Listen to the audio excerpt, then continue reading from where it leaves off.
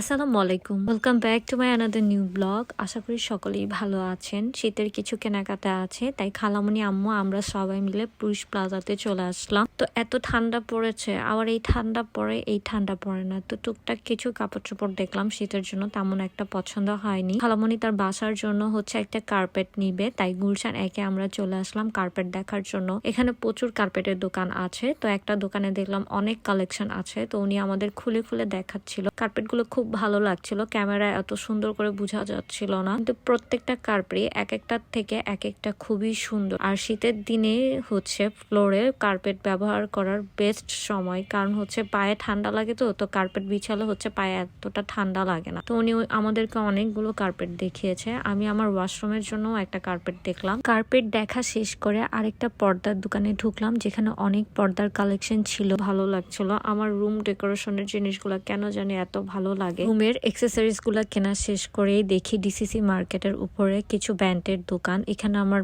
আসলে ব্যান্ড গুলো দেখলে সব বাসায় কিনে নিয়ে যেতে ইচ্ছে করে। এত সুন্দর সুন্দর কানের দুল, ব্যান্ড, সব নতুন জিনিসগুলো এখানে পাওয়া যায়। আমার কাছে মার্কেট আসলে সবসময় মনে হয় সব কিনে বাসায় নিয়ে যায়। সো আজকে এই পর্যন্ত। ভিডিওটি কেমন লাগলো কমেন্ট করে জানাবেন। ভালো লাগলে লাইক শেয়ার করে পাশে থাকবেন।